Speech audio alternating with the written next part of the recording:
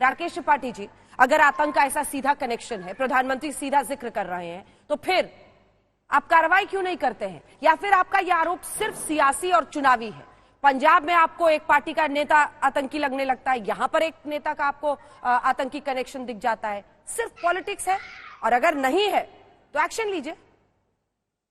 देखिए अंजना जी, कुछ चीजों में एक्शन नहीं हो सकता है, ये आप भी जानती है।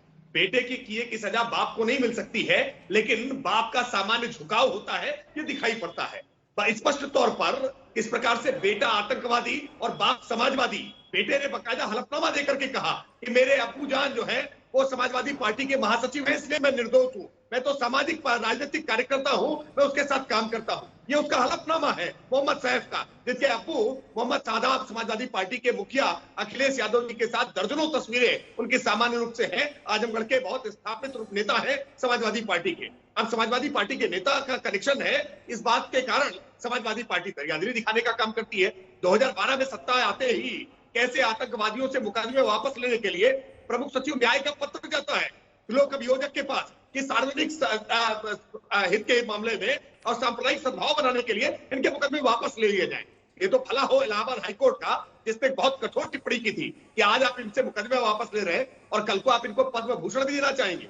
जिन आतंकियों से मुकदमे वापस लेने की सिफारिश अखिलेश जी ने की थी, उन आतंकवादियों को फांसी की सजा सुनाई गई, चाहे वो सीआरपीएफ के रामपुर का ब्लास्ट हो या कचहरी ब्लास्ट का मामला हो या अयोध्या में राम जन्मभूमि को ब्लास्ट करने की साजिश रचने वाले आतंकवादियों का मामला रहा हो। आतंकवादियों के साथ नरम दिली, रहम दिली अखिलेश यादव जी की समाजवादी पार्टी की अलग अलग समय पर दिखाई। ठीक है अभिषेक और अहमदाबाद ब्लास्ट के मामले में फैसला आने के बाद एक शब्द नहीं निकला है अखिलेश जी के मुंह से। बड़ा गंभीर आरोप है ये अभिषेक सोम जी, क्या डिफेंस है इसका, क्या बचाव है इसका? देखिए अंजना जी, अगर किसी का पुत्र दोषी है तो जरूरी नहीं है उसके परिवार के सभी सदस्य उसकी मानसिकता का समर्थन करते हो और वो भी इतने ही दोषी हो। और रही बात आपकी, केंद्र में सरकार है, आप जांच कराइए, अगर उनके पिता भी दोषी है, उनके परिवार के अन्य सदस्य दोषी है, उनको जेल भेजिए, आप स्वतंत्र है, आपको कौन रोकता है? और रही बात मुकदमे करने की और समर्थन करने की, तो पूरा देश जानता है कि पत्थरबाजों के मुकदमे किसने बाकी किए थे। कश्मीर में मसरत जैसे आतंकवादी की रिहाई पर किसने मोहर लगाई थी? पीडीपी के साथ गठबंधन किसने किया था? तो पूरा देश जानता है कौन आतंकियों के साथ है और कौन नहीं है। और आप किसानों को कुचलने वाले लोग हैं। आपने मंदसौर में देखा होगा, किसानों की निर्मम हत्या कर दी गई थी और जो पत्थरबाज थे उन पे रबड़ की गोलियां दागी जा रही थी। तो पूरी ये भारतीय जनता पार्टी अपनी हार को लेकर बौखलाई हुई है। कोर्ट ने जिन लोगों को दोषी माना है, ठीक है, वो कितना बौखलाहट, कितनी सच्चाई, लेकिन इन दोनों नेताओं को मेरे साथ दिखाइए। और आज राकेश त्रिपाठी जी, आप भी एक्सपोज होते हैं जब आप ये स्टैंड लेते हैं, और आप भी अभिषेक सोम जी एक्सपोज होते हैं। क्यों, हम बताते हैं। अजय मिश्र टेनी के मामले में अभिषेक सोम जी, आपकी पार्टी कहती है कि उनके पिता को इस्तीफा देना चाहिए। दूसरी तरफ उस मामले में आप कहते हैं कि पिता को कैसे दोषी करार दे सकते हैं राकेश त्रिपाठी जी, ये आप कहते हैं। और यहां पर आप कह रहे हैं कि अब्बू जान है, अब्बू जान चूंकि समाजवादी पार्टी के हैं तो वो भी आतंकी है, आतंकी को पनाह दे रहे हैं।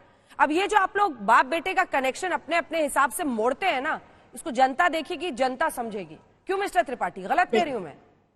नहीं, मैं इतना कह रहा हूं अंजना जी। हाँ। मैंने इस बात को कहा कि बेटे की सजा, बेटे के अपराध की सजा बाप को नहीं दी जा सकती है। हम इस सिद्धांत के साथ सहमत हैं, लेकिन बाप का अगर उसके पक्ष में खड़ा हो जाता है, बाप उसका बचाव करने की कोशिश करता है और अपने राजनीतिक कनेक्शन के कारण मुख्यमंत्री अगर इस बात की चिट्ठी लिखते हैं, मुख्यमंत्री अगर मुकदमा वापस लेने का प्रयास करते हैं, तो निश्चित तौर पर सवाल खड़े होंगे।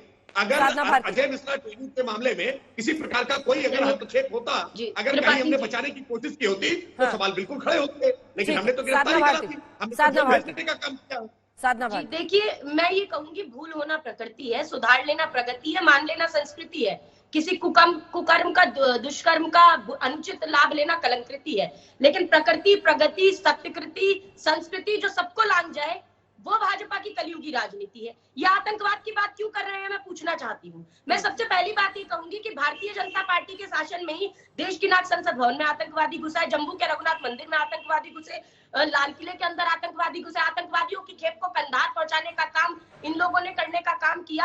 आज मैं ये पूछना चाहती हूँ इनसे कि आपने तो आजादी के आंदोलन में उंगली तक नहीं कटाई, आपकी जो अम्मा जान आरएसएस है वो तो तिरंगे तक को नहीं मानती, आप क्यों देशभक्ति के पाठ पढ़ाने का काम दूसरे लोगों को करने का काम करते हैं? दूसरी बात मैं कहूंगी कि आज पीएम मोदी जी ने उन्नाव की रैली में बेटियों की सुरक्षा का बखान करते हुए ये भूल गए कि वो उसी उन्नाव में खड़े हैं जहां पर कुलदीप सेंगर ने एक बेटी का बलात्कार किया था। और मैं भाजपा के प्रवक्ता जो बैठे हुए हैं उनसे पूछना चाहती हूँ कि अगर आपको जरा सा भी पश्चाताप है ना कुलदीप सेंगर के कुकृत्य पे, तो कांग्रेस पार्टी ने उन्नाव पीड़िता की जो माता जी है उनको टिकट दिया है वहां से, आप निर्विरोध जीतने दीजिए, आप क्यों जाके वहां रैलियां कर रहे हैं, आप क्यों विरोध करने का काम कर रहे हैं? ये दोहरी नीति अपनाने का काम करते हैं, दोहरा मापदंड अपनाने का काम करते हैं। आतंकवाद की आरोपी प्रज्ञा सिंह ठाकुर को किसने संसद भवन में बिठाया, जिन्होंने गॉडसे को देशभक्त बता दिया? पीएम मोदी जी ने कहा मैं बड़ा हूं, माफ नहीं कर पाऊंगा, लेकिन शायद भाजपा की आरएसएस अम्मा जान के दबाव में आज तक कोई कार्रवाई प्रज्ञा सिंह ठाकुर पे नहीं। उन्होंने शहीद हेमंत करकरे जी को भी लेकर अपमानित करने वाला बयान दिया। पीडीपी के साथ मिलकर इन्होंने जब आतंकवादी को मारा गया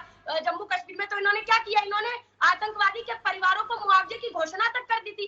तो ये क्या आप आतंकवाद की बात करते हैं और देशभक्ति की बातें करने का काम करते हैं? ये गॉडसेवादी है, ये रामवादी नहीं हो सकते, ये राष्ट्रवादी नहीं हो सकते, ये वोटवादी है, और ये केवल वोट के लिए कुछ